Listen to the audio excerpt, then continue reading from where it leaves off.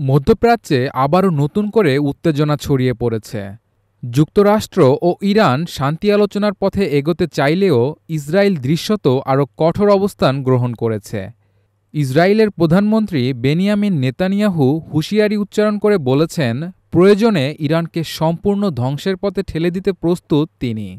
জেরুজালেমে এক সম্মেলনে নেতানিয়াহু বলেন, ইরানের পারমাণবিক অবকাঠামো সম্পূর্ণরূপে ধ্বংস করা জরুরি। ইরান যাতে ইউরেনিয়াম সমৃদ্ধকরণের অধিকার অর্জন করতে না পারে সে লক্ষ্যে কার্যকর পদক্ষেপ নেওয়ার ওপর তিনি জোর দেন। তার মতে, ইরানের ইউরেনিয়াম সমৃদ্ধকরণ ভবিষ্যতে পারমাণবিক অস্ত্র তৈরির ঝুঁকি তৈরি করছে।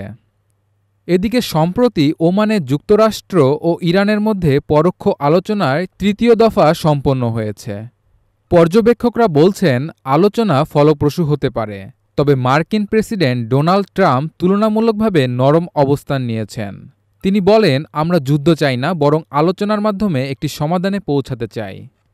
নেতানিয়াহু আশঙ্কা প্রকাশ করে বলেছেন, যদি সহজ শর্তে কোনো চুক্তি হয় তাহলে ইরান ট্রাম্পের মেয়াদ শেষে আবারও পারমাণবিক কর্মসূচি পুরোদমে শুরু করতে পারে।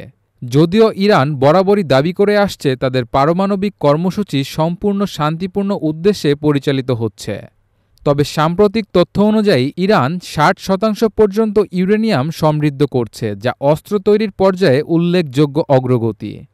নেতানিয়াহু আরও বলেন, ইরানের ব্যালিস্টিক ক্ষেপণাস্ত্র উন্নয়ন কর্মসূচিও আলোচনার আওতায় আনতে হবে।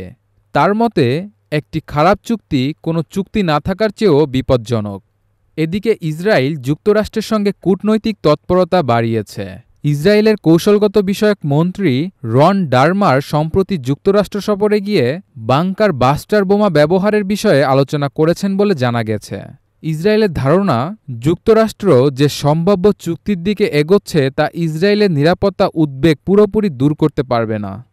মার্কিন কর্মকর্তারা জানিয়েছেন, তাদের লক্ষ্য ইরানের ইউরেনিয়াম সমৃদ্ধকরণ সীমিত রাখা, তবে ইরানের সামগ্রিক পারমাণবিক কর্মসূচি সম্পূর্ণভাবে বন্ধ করা সম্ভব হবে কিনা তা নিয়ে সংশয় রয়ে গিয়েছে।